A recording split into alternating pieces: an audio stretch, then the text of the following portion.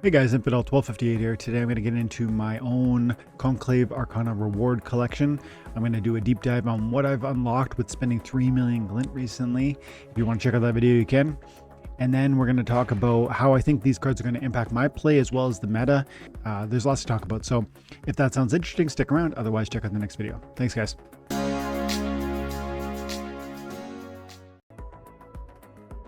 Okay, first off, we're going to show on screen all that I was able to achieve, and as you can see, some of them are slightly grayed out. Those are going to be ones that I actually didn't pull a single copy of. These are only my Conclave Arcana reward cards. I'm not looking at anything else. I'm currently only looking at regular foil, but we should look at gold foil too. It might confuse the conversation a little because you'll see more popping up, because now we're seeing BFAs and GFAs, etc. You know what? I'm gonna show regular and separately gold foil specifically, not GFAs, BFAs, because that's just confusing in the information. As you can see, I pulled very few of the gold foils.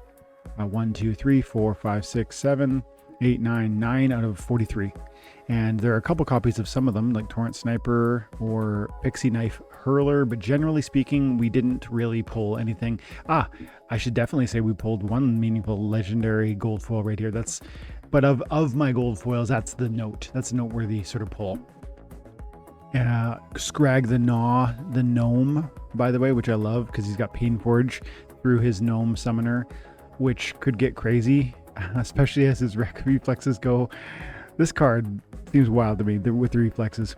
The card has the ability to dodge every single hit after you hit him once with that card. So if you have one or two monsters on the field and you hit me once with those monsters, I'm going to dodge the rest of them. So I think that applies to Magic. That the wording seems to suggest it. Although I bet phase is necessary. That would be my thinking. Anyways, great card. We're going to focus on regular foils because, as you can see, I don't have a lot of the others. When we zoom in on commons, we can see that, you need 400 copies of a common to max it out. I am nowhere near maxing it out. I haven't combined anything yet. As you can see, the highest one that I have is 90 over here, 98 over here, 96 over here, 93. Many of them are in 60s or 70s. And so, that's going to be like level 4 on the common, right? Let's see.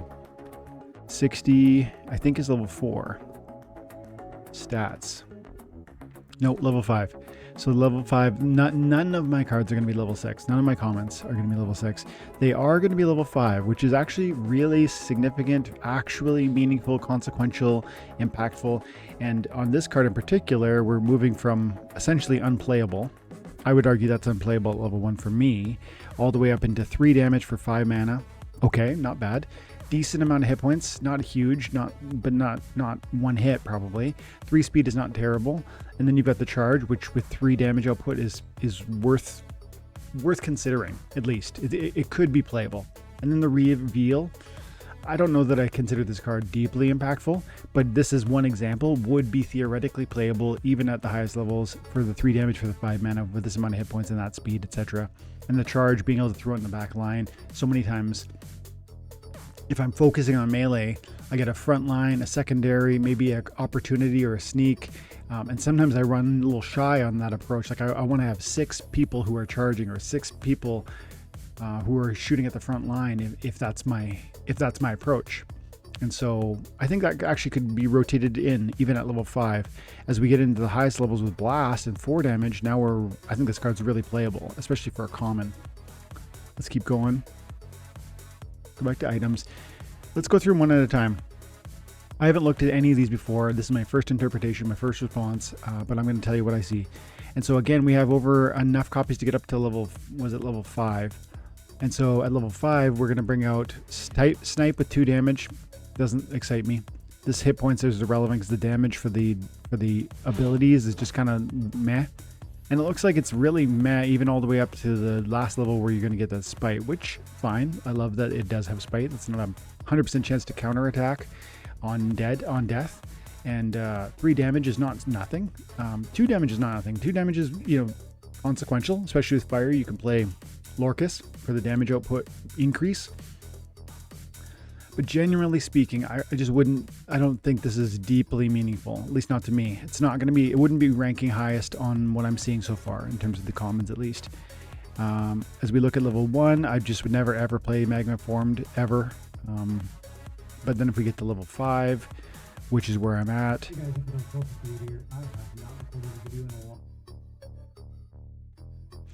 As we get into level 5, would it be playable? It's got a new ability, Pinpoint. I'm going to look at that in a second.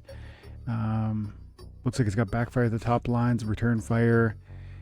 Still 2 damage even at the highest levels. Good 7 speed with the backfire is nice, right? What does Pinpoint do? Come into 6 and we go Pinpoint. All allied sneak attacks cannot miss. Hang on a second. Hang on. Wow, that's an interesting new take on sort of true strike or accuracy. Allied sneak attacks cannot miss. So how does that, this language sounds more permanent or certain than the legendary that I referred to earlier with the evasion tactics or whatever it was called. Might have been called tactics. The ability that allowed him to dodge. Kind of, you hit me once and I'm going to dodge every one of your future attacks. That functionality from the gnome that I showed, the legendary gold foil I ripped, seems like it would be overcome by Pinpoint. Meaning Pinpoint is deeply valuable, especially if you have sort of that gnome in play. I guess the conversation then would be, maybe I could take down your Magma Forged, your Pinpoint monsters in order to counterplay on that evasive approach. Definitely valuable. I definitely think this Pinpoint alone makes this deeply playable. And for the 2 damage with the 3 speed or 3 mana cost, yeah, that's going to rotate in on a fairly regular basis. Maybe not an every time basis, but I like the speed too, right? So, and then the backfire with 7 speed, I consider this the best. You know, it's one of the better combos I've seen so far. We already looked at Surge Blade, and I consider that strong, although not. You know, it's strong. Let's go on. Coral Forged, we got 8 mana for relatively low stats. It does have the flank, but I wouldn't play this on level 1 ever in any context for any reason. When I go up to level 5, maybe we could get in there with the Fury and the 3 damage now and the more hit points. Still a little light on the mana, or sorry, the hit points for the mana cost, so probably I'm never playing that. When we get up into max level, I think suddenly we have a card. You know, with the shield really helping out on your sustainability, plus the dodge. You know, main tanks on the blue team have Commander Slade with the dodge, and suddenly you've got a very powerful card. And then you can bring Phase with the blue legendary, I forget what it's called, Phase Ward card that the blue team has. And so dodge with Phase Ward would certainly be valuable. And then shield as well. Plus I actually really like Fury. I really do. I think, you know, there's so many times where taunt is utilized, and if you can come with some Fury, you're going to really just destroy. You're going to gobble up taunts. And then the flank is always valuable. I really, really love flank. There's so many times where flank introduces a new way of looking at your team, where there's a main tank that gets to shoot from the second spot, and suddenly that just really clicks in powerfully. So never ever at level 1 for me. Level 5 probably very, very rarely, and level 10 I look forward to playing with that card. Husk the Hunter, level 1, 3 damage is not nothing. I could probably play that in some situations, but for 9 mana, it would probably have to be a 99 mana with a very restricted use, you know, game rule set, right? Like if green was one of the only splinters available, and maybe archery only, like maybe that starts slipping in. But frankly, this mana for the damage output and even the sneak, which I don't love, probably make me not play that. At level 5, where I've got it, we're now up to 4 with the headwinds, which definitely makes it playable. The headwinds alone can be very valuable when you're especially playing counterplay on the Earth team, because there is an interesting archery play on the modern Earth team, and bringing in headwinds can be very valuable. And there's now 2 headwinds, I believe, on the Earth team, at least 2. And so 4 damage. Now I think that's playable probably. And then at the highest levels to bring out. Ooh, Deflection Shroud, which I love, giving deflect to the 2 neighboring units. Really countering a lot of, for instance, blast damage considerations, or maybe it's an maybe the archery is throwing back damage at your own monsters because of a given rule set. Deflection shot's going to stop that. The headwinds combo with that is really great. And then the reveal, I don't know if we have a lot of new camouflage units that I haven't yet seen, but reveal up to today, in my opinion, with my experience from, you know, a few weeks ago, I didn't think reveal was deeply valuable. Maybe it's going to become more valuable as we see more unique camouflage plays. We'll see. So a strong card, maybe not in every, this is more still quite niche is what I would say about that card, but strong. Stonebind Matron, 2 damage for 8, 100% no, even with the opportunity. But then we come into level 5, and what do we get? Level 5, we got the triage, which definitely almost immediately makes this worth considering, because triage can be very valuable, especially on the Earth team, where you're going to see some, for instance, tofu scavenge type situations, or the Earth team has some scavengers, and when they can get 15 hit points and you're triaging them back up, that can be very, very helpful. And again, 8 mana is pretty on the high side, so probably like this is interesting, but not regular rotation stuff. Now I think we get into regular rotation stuff with the 3 damage and the poison burst.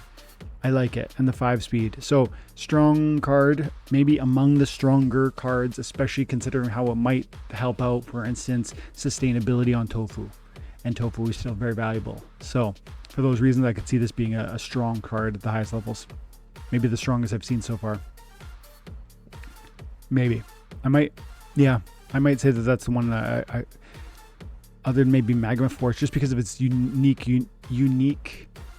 niche around making sure you hit. Let's keep going. Palimpsest Prophet. It's a Djinn with low cost and low damage and low stats with another charge, so that's not going to be played at the lowest levels for me. Even at level 5, we're probably ignoring this card. At level 10, we could play this thing for sure. 3 damage for 3 mana with the Bloodline Tribute. Where does that begin? That's actually at the highest levels only. So I'm going to say that's really, it's a great card, especially because of the Bloodline Tribute. Especially, you know, the charge is great for the amount of mana cost. I also like that it's a flyer with good hit points. But really, the bread and butter, the most exciting piece will definitely be the Djinn Bloodline Tribute. Now, the Bloodline Tribute, for my own clarity, I often forget this, it only applies to those who are going to be melee. Like it best helps out those other monsters that are Djinn with melee, and often some of the best Djinns are magic. The reading of the stat says, when defeated, all allied units of the same bloodline, so Djinns, will gain +1 health, +1 speed, +1 armor, +1 power to each of the shared attack types. That's the little caveat where I actually don't know how many Djinns there are with melee damage. I know there's a lot of cool ones that have magic damage. And then I don't know, there is not currently a summoner that lets you call on all Djinns. That would be a cool summoner. Maybe we'll get that as a legendary drop or something. I don't know. So this is a cool card, and it might be in my top 3 of commons at least. Legmore, cute little art. I like it actually, with the axe in his gooey head. 4 mana, sneak monster. Let's come into stats. Level 5, we've got the Strengthen, which is always a valuable addition. 2 damage output. Pretty underwhelming so far, but what about the highest levels? We get the Protect, which I love on the Life team with the EMP partnership, and then again, yeah, just kind of a little bit meh, but the Protect, I'm always looking for Protects. I sometimes would love to have 4 Protects on my team because I'm using EMP with that new Conclave Arcana Leolin Sifu in the 2nd spot with a flank, and then you're hitting for, you know, crazy damage. So this one will be played quite a bit for me, especially at the highest levels, but I'm nowhere near the highest levels on that one. That probably pushes into the top 3 and kicks out something like, maybe I might say Legmore, Palimpsest, and maybe it's hard to say between, because I don't have tofu, so I probably will pull away from Stonebind, and I might say either Magma or Coral for the top 3 so far. Let's kind of speed it up a little bit. Grim Bone Whip, definitely no at level 1. Level 5, we get maybe playable. Again, the swiftness is great, and the rust is cool, but he's just too weak, so probably no. And then at the highest levels of the 3 damage, we're getting a bit more playable, But if it were Little League, I'd say this is a great card. As it stands, I don't love it. I do like that the execute comes out at the highest levels, and that again helps me a little in sort of playing it. It will find rotation, but it's definitely not going to be a card that I play all that often, I don't think. Thorn Maw, Avian card with good, reasonable stats for the 7 mana at the start point. And then I'm going to say here at the level 5, the Final Rest is cool, but probably I don't play that all that often. Final Rest is pretty powerful though, pretty important. And then at the highest levels we get 3 damage instead of 2. We get the Magic Reflect. The Life Leech could be valuable, especially since you have the charge. Now I see myself playing that. With the charge, suddenly the Life Leech charge combo works a lot from the back lines, and it's got good hit points too. And so I like that card a lot now at the highest levels. Yeah, I think this is going to be strong. It's got some main tank functionality, but it also has the charge, which means you don't need to play from the front. You can play from the back. And with the Life Leech, again, I really like that. So it's hard to say. I'm kind of losing track of like top 3 now, but some of them are like, these are quite good cards actually. These commons even. This one's creepy with the droopy face. Let's see. Level 1, 100% no play. Level 5, still I will never play that. And level 10, 3 damage, 6. At least I have Lookout. Lookout can be really helpful from a back line because you might use a taunt in the back line. And so then Lookout can really reduce the damage incoming on that taunt. So for that alone, that'll find its way into circulation. And it's a relatively affordable 3 damage output, 5 speed. Like, it's a decent kit. With the spell is kind of interesting. The snare is helpful. And the Lookout's like, particularly to me, that's the piece that makes it like, most attractive. It's not among the betters though. And finally, Iron Wing Juggernaut. Well, I love his name. He's kind of making me think about what's his name? Like anime hero action, that's what I'm kind of seeing. 3 mana, 2 damage, 6 hit points with the armor and the hit points. The Weary, level 1, nope. Level 5, True Strike charge, still no. 2 damage isn't enough. Now we get into the Void Armor, and yeah, that's gonna play a lot. With the Void Armor meaning 12 hit points unless you bring a Shatter, right? True Strike's always nice. Charge, again, really interesting from a backline perspective. Is this going to sit in the backline and contribute quietly for 3 mana? That's pretty interesting. And then Weary. I like think of this as like a frontline posture main tank, and I'd say that because with 3 damage, it's not like a major hitter where it's got 5 or more damage, 7 damage, but you put it in the front line and it's a 12 hit point meat shield that's contributing something meaningful. And the Weary is going to die. You almost want your Wearies to die sooner in the circulation if anyone's going to die from your team, because of course that they're going to get more and more affected by that Weary. It says at the beginning of the round 1, Weary units have 10% chance to become exhausted. The chance increases by 10% every round up to a maximum of 80%. Exhausted units skip their turn and cannot retaliate. My understanding of that means like once it gets to 80, it's like every turn it's like likely to skip. Anyways, they're all pretty strong, hey? Let's move on to rares. Okay, rares. Again, we've got 30 as a max and like 12 or 8 as a minimum. I didn't move the needle on the rares. We need 115. So, if we even look at level 3s or maybe 4s, that's kind of where I'm going to be playing at. And I bet most of these are non-playable for me at that level. I'm gonna focus on level 4, which is that middle ground, and that'll be an interesting talking point. So for rares, 1, 4, and 8 is what we'll look at. 1's a no for me with the Surge Hammer Djinn, but it is a melee Djinn, which will benefit from that melee Djinn Bloodline Tribute. Okay, level 4, 6. Suddenly we're getting a little bit more hit points with the Opportunity and the Cleanse. No, still probably. The Repair definitely makes this interesting, especially because it's on blue, which means it works with Elias Max Pruitt. Strong, I'll play it, especially at max level. Let's go back over here to Grove Doomblade. Cool art, great name, Doomblade. and she's an elf, which with execute from the elves is going to be good. At level 1, I could maybe see this playing in a reverse speed rule set, especially because I have the elf summoner that will give a 5 damage monster a execute. It does have 9, so that's probably less appealing. Let's go back and look at level 4. We're going to bring a stun out plus a fury. Yeah, I mean, even at level 4, I probably played that. Level 8, ooh, 7 damage. And the ambush, and the stun, and the fury. This is a great card at the highest levels. This is making me think of Venka. This is a great card. What an excellent, excellent card. Next, Withered Old Sage. 2 damage, 6. Nope, not playing it at lowest level. Level 4, maybe sometimes in niche circumstances. Level 8, we got the Resurgence.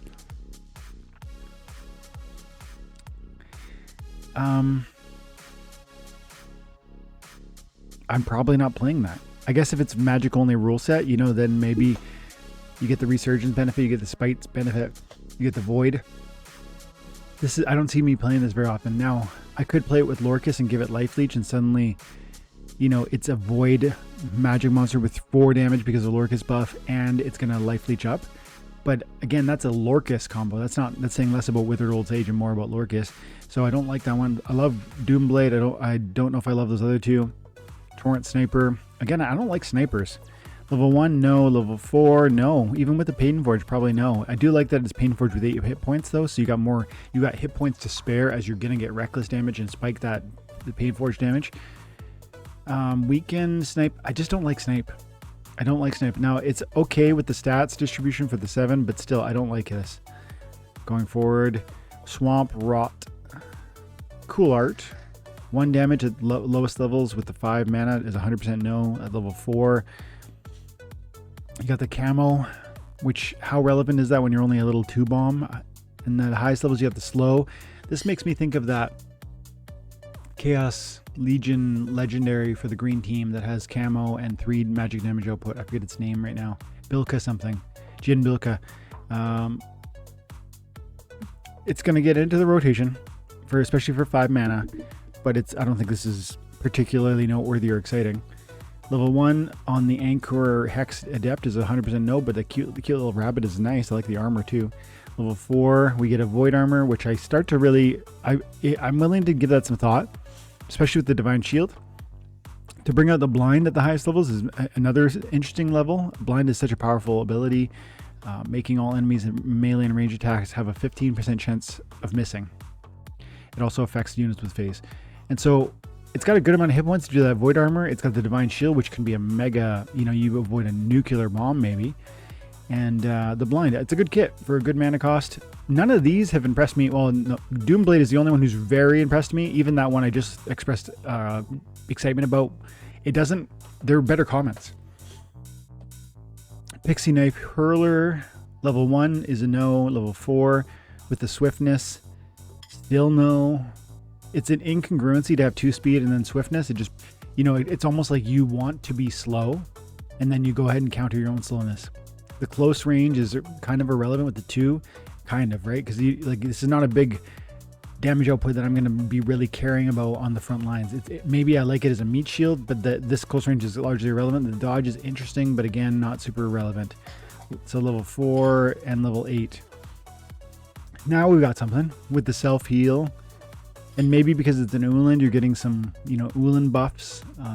You're getting some Bloodline synergies or whatever. I see this being playable. The Enfeeble is not a huge deal to me, but the hit points, the self-heal, the dodge, and the swiftness and the close range, all of it makes it kind of an off-tank, which is definitely going to make it playable. And then we come over here. I saw this one in play today. This is what sparked my knowledge of the new reward cards. Level 1, it's a no, although it's, it's got good stats for 7, but it is a weary. So in Back to Basics, maybe you would throw this in, but probably not at level 1. Level 4, we get the Oppress, which is interesting, and the 5 damage, 4 speed. At level 5, actually, you get the Armor Strike, which is pretty awesome. Now we're talking. And at level 8, we get the Self-Heal. And so I actually really like this card for a lot of reasons. I think I play this card a lot, probably.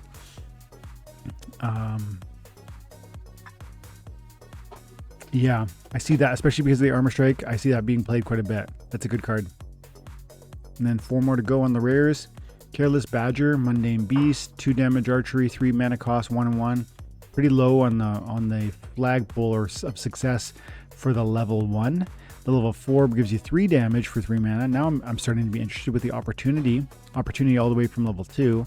I'm going to say probably this gets some play on certain leagues. Probably not in my league. And then we go all the way to level 8. And with the Scavenge, maybe. You know, that could have 8 hit points by the time it's in the front line. It's going to do 4 damage for 3 mana. And there's no weary on that. I actually like that card. Gravebrand Warlock.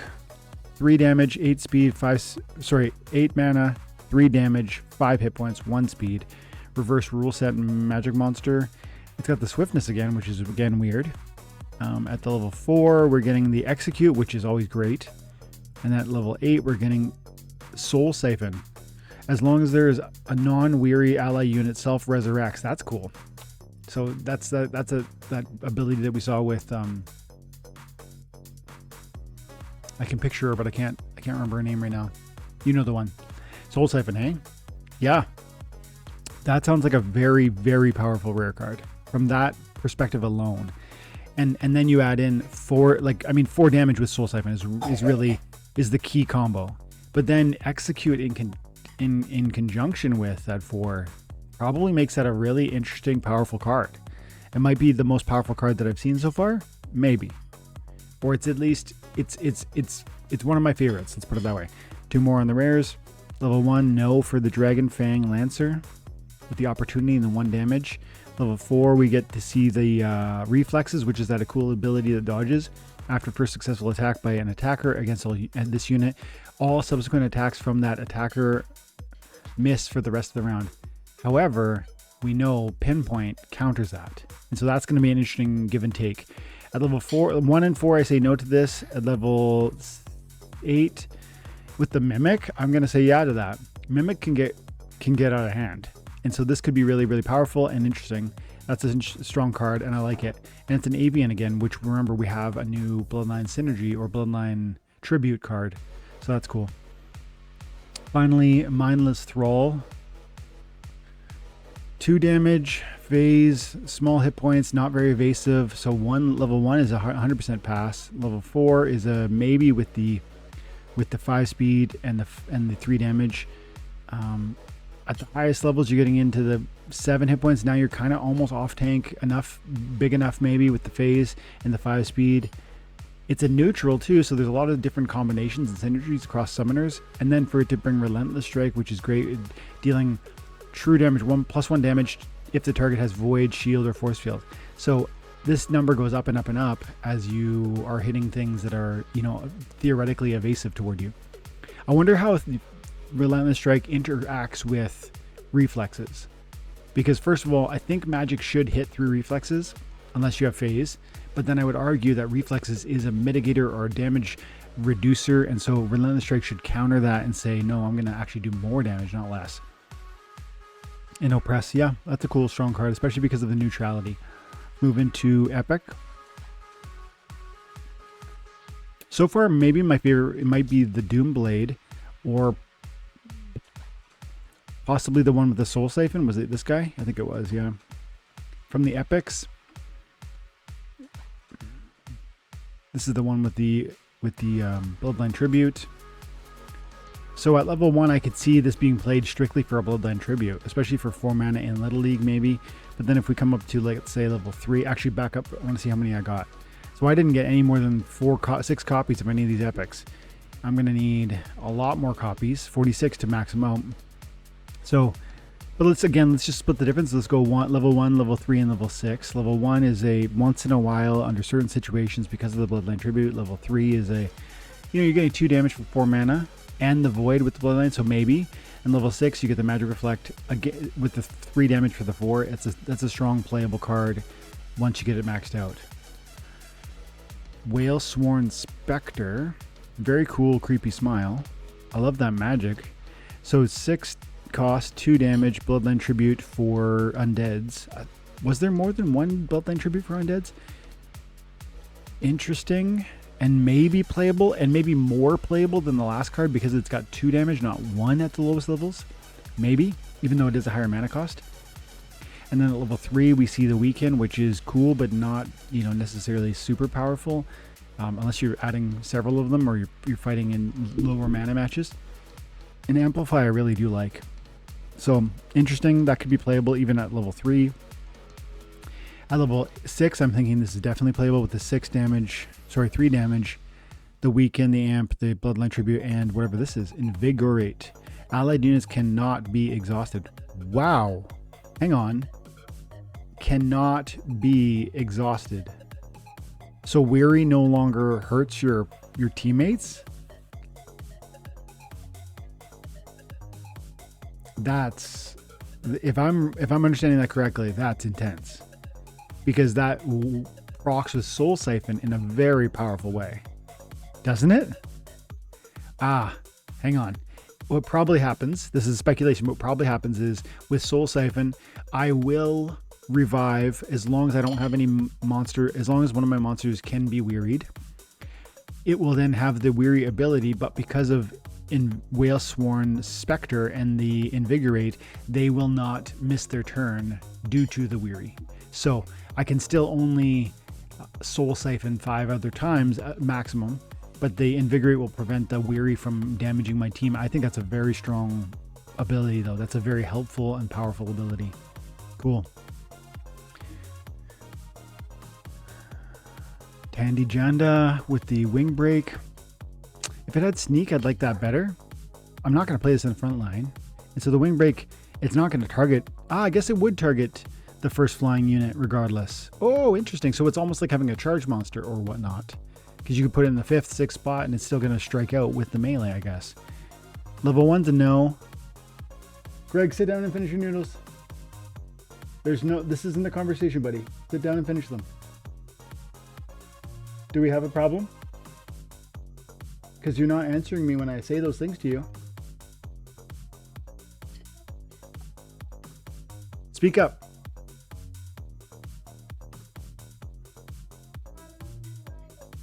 Okay, be quiet then and eat your food.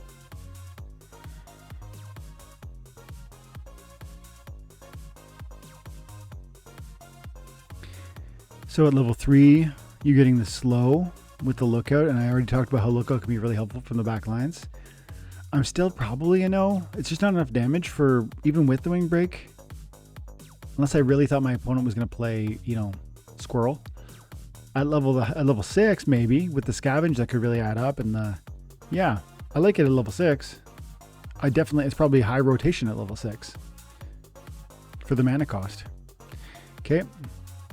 Rila Fen.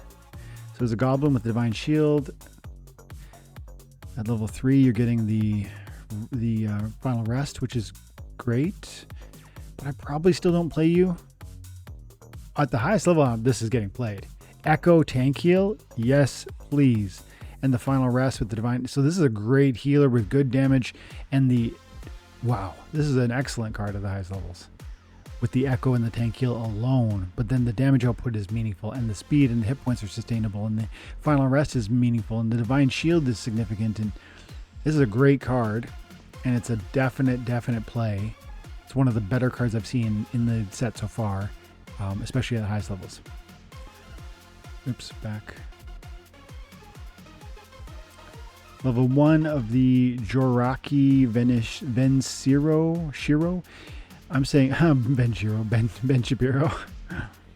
Okay, so 3 damage output, 6 hit points. Probably not, even with the Pain Forge. Level 3, the piercing makes it more interesting because the big damage will strike through small armor plus the blind. Level 3, I probably play this. The piercing's pretty crucial for me saying yes. And then we get into level 6 with the Afflict and the extra 5 damage. It's a playable card. It's a strong playable card. Okay, Kazira Veilstrick. 2 damage, no. Ew, gross. At the lowest levels, no. I'm assuming you're a beast at the highest levels. Let's find out. Close range, like you don't have enough hit points. You don't really do enough damage. I just don't see it. The immunity's nice. That's pretty, that can be very helpful in a lot of situations, but that so far is like the main reason I would ever play this, and it's not enough. And at the highest levels, we get the final rest, which, oh, last word. Provides immunity to final rest. Let's go.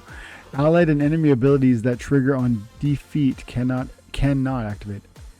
So it's a immunity to final rest, which stops your allies from being able to trigger actions on defeat, such as retaliate or poison burst or resurrect or whatever. So that actually is really crucial. I expected when I saw the 10 mana it was going to have something like that. Now we're talking too, right? 10 mana, 5 damage, close range, and a good amount of hit points. I could actually see that, like this. I'd want this on the field. I'd want to spend 10, like, and then you throw that in, and you're like, yes, yeah. There's going to be a lot of reasons and moments. I'm thinking, especially in that rule set. There's the rule set where everything resurrects at the end of after dying, and this would just say no to that, and that would be really, really helpful. And so that's a great card actually. And then finally from the epics, we got this little neutral Salt Wraith Pirate with the Bloodline Tribute to all Rodentias. Okay. Let me think that through, because you got a neutral. No. Okay. So you could play it. It really is irrelevant that you play. Oh, maybe it's not irrelevant, because there might be a Rodentia in any level. So that's like probably one of the better Bloodline Tributes theoretically. So that's interesting. But then if we come to level 3, we've got 2 damage instead of 1. You don't have any sort of sneaks or opportunity, so you have to put this in the front line, which seems nonsensical to me, unless there's a certain rule set. And then at the highest levels, you get the Relentless Strike. Again, only if there was like super sneak or equal opportunity, some sort of rule set that allowed him to attack from the back. Yeah, the Bloodline Tribute, you throw it up front, and I guess you're enjoying that benefit, but I just don't know how. Yeah, I mean, that feels like it's just kind of whatever to me. Okay, and then we come into legendaries, and we're almost done. So from the legendaries, we have Nyasha Mablika, the redhead. She got an Uland status. She's got opportunity with the 3 damage. At the level 2, we're introducing Inspire. At the level 3, the return fire, and at level 4 we're getting the stun. There's an inconsistency where the Inspire doesn't self-benefit. That's not the end of the world, but those sorts of inconsistencies often like push me away from one card and toward another. So I like it with the stun and the Inspire. Like, I like it, but it's just that little quirk makes me like it less. This art looks sick. It's so good. It's amazing. Let's see the stats. 9 mana is a lot to pay, and taunt for this is not enough hit points, but let's see. Level 2, we're introducing a backfire rather. And we got 8 speed. I didn't really notice that actually. We're going from 5 speed to 8 speed. Holy, that's a huge leap. So level 2 is a gigantic leap forward. We're getting to 3 damage output with the phase and the 8 speed at level 3. That's a strong play at level 3. And at level 4, we're getting Shield Ward, which is amazing. So this is a very strong card. I love this card. I see this being a nice secondary. How would I do that? You could put it in the second spot beside a main tank that you want to have phase, for instance, and that would be valuable in and of itself. Or you could put this beside another taunt that itself is very fast, and then you'd be putting a phase on that other taunt. I'm thinking of one from the Death Splinter team that I have the gold foil Arcana, the GFA of from Conclave Arcana. It has taunt, it has swiftness, and the reason that would be interesting is because you would do that through Lorcas, right? Death with Fire through Lorcas, and then you'd be putting phase on a. So that'd be interesting. Maybe. I like this card a lot. Level 3rd one. I love the big old eyebrows. Sten's Slate Helm with the dwarf, close range 1, 2 damage, 2 mana cost rather. 2 mana makes this interesting, especially for the hit points. And then we go over here and we bring out the Reckless, which I really like. And then we've got over here at the 3rd level, we get the Armor Strike. Now we're really talking. For 2 mana, you're going to do 2 archery and 4 armor. Yes, please. And the Reckless is so important to proccing a lot of the Painforge situations and the Resurgence, which is In and of itself, Resurgence is just kind of, to me, it's like if you're counting on Resurgence to win you the match, you are cutting it too close. But it's a cool ability to throw on there. For 2 mana, that's a very strong card. Over here, I think Kurvik with the sneak on the blue team with the 3 damage at the lowest level. 3 damage is great, but I'm probably not playing it. We got the 4 damage to the second. I'm still probably not playing it, even with the camo. We get level 5 damage output and the expose, which is kind of interesting now at level 3. I could see that starting to rear its head, especially for 4 mana. And then we come back, and we get a tank heal. Now we're talking. Okay, so this is a very interesting card, especially because of the camouflage, because the sneak damage is going to be meaningful. But the question is, are you going to die really quickly? Well, as long as they don't reveal you, the camo is going to help you out. If they don't have any thorns damage, you should be okay. The expose I really like, and then of course the tank heal is super great. Okay, so that's a strong card. I like that card a lot. I still think right now I'm probably saying this Jin here, Azhar Ibn Sulaim, is maybe number 1. But oh yeah, and I forgot, I've already seen this one because I pulled it. Level 1, we get the poison burst, which no, I'm never playing that. Level 2, I could probably play it with the reflexes rather, which becomes interesting. But I knew it would get even juicier as we brought in level 3 and 4. We bring a cripple, which is great, and a thorns, which is awesome. And then finally, the self-res too. Wow, that's a very powerful card. The thorns almost allows this card to counter itself, because I assume, well, you're not going to hit me after you hit me once. I'm going to run into your thorns and you're going to end up killing me that way. So I think that's there's some interesting counterplay wrapped up in the stats of and abilities of that card. I like that card a lot. Zero with the 2 damage for the 4 is a no. At level 2 with the shield ward is slightly more interesting. Phase ward's more interesting than shield ward, but 4 mana. This is like maybe deflection shot is helpful, and the self-res. Yeah, I mean, this is cool for 4 mana. I don't know that I'm gonna chase after that card. Level 1, we got the sneak, 100% no. Divine shield at level 2, irrelevant. Level 3, 3 damage, still don't care. Level 4, the armor strike with the 7, yes please. Okay, so that's, to me, suddenly and only at level 4 with this one. And then we come over here to Nessa, and we got 3 damage at the lowest levels, with the 9 is quite expensive. What do we get at level 2? We get that pinpoint, which is definitely helpful. And then we bring out Execute, which I really, Execute with 3 damage is meaningful. And the True Strike 2 and the pinpoint, this is a good little kit and a good amount of damage, hit points. And then finally Relentless Strike, which I always love. So, and the 4 damage. So that's a strong card. Savaketh, great artwork. Tideborn, love it. At the lowest levels, you got 9 9 mana for 2. Like, I don't know, thank you, right? But then you bring out the Redemption, which is mostly still irrelevant. I'm getting the Invigorate, which is certainly helpful, especially if you bring out a bunch of Wearies, right? Like, you intentionally bring out some of the most powerful monsters in the game that have Weary. Well, they're not going to go exhausted. At the highest level, meh. Invigorate might blow me, like there might be something I'm missing with respect to how Invigorate will proc and in combo with this, but that's the real question mark, because the stats are fine, but it's just a fine card, not an earth-shattering. Skeletor here, Null Wrath. The elemental has the bloodline tribute for elementals, which is interesting, and the sneak damage, which is minimal sneak damage, but still. At level 2 we're getting 3, at level 3 we're getting 4 with the demoralize, and all the way up there we're getting the affliction, demoralize, sneak, and 5. Yeah, okay. It's a fine sneak monster. It'll definitely find the rotation, especially at the highest levels. I don't know if I'll play it every single match. It'd be more like, but it'll have a regular rotation. Chuma Merandu. 4 damage, 8 mana, sneak, probably 100% no at that level. Level 2, still no. Level 3 with the retaliate, I could see it. I'd put it on the back line to do sneak damage to you and prevent you from doing sneak damage to me with respect to that by utilizing the retaliate, right? 50% chance to return fire to you as you hit me. I do think retaliate counters, it only counters successful melee attacks, so not successful sneak, archery, or magic. And then you get the expose at the highest levels. Strong card. none of these, like few of these have blown me away. I think the epics might have really blown me away more. Like that Echo tank heal card on the epic.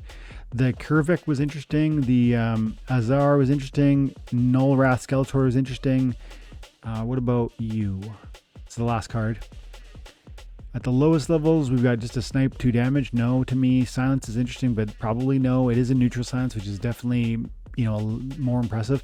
3 damage for the 5 mana at the 3rd level, which is interesting, but probably still a no for me. Immunity, again, immunity can be very, very helpful. Poison rule sets are annoying, and if you've got 1 or 2 immunities, that might turn the tide for your team. But probably that's a no for me. I'm from the legendaries. I don't know. Maybe that was Shield Ward. Actually, I thought that was Phase Ward earlier. So this one might be my favorite because of that 8 speed with the phase. Might be my favorite of the legendaries. Skeletor here is up there because of the sneak 5. It's just a good sneaker. It's like a lot of functionality in there, and then the Bloodline Tribute may help a lot. And then Kurvik had the tank heal, right? Yeah, and the exposed. So, I actually think I like the epics better than the legendaries. And it was, let's go. Can we look at max level? Not Voss. Voss is interesting, but not. Oh yeah, this one. This one was the first one where I saw the Invigorate. I think that's going to be a very strong card. I think Ryla is going to be a very strong card with the Final Rest and the Echo Tank Heal. And this one, Kurzira. Those are probably my top 3. And there were some great commons, and there were some good rares, and there were some strong legendaries. But to me, those 3 epics are probably the winners of this show. Let me know in the comments below what you think. Have an amazing day. God bless.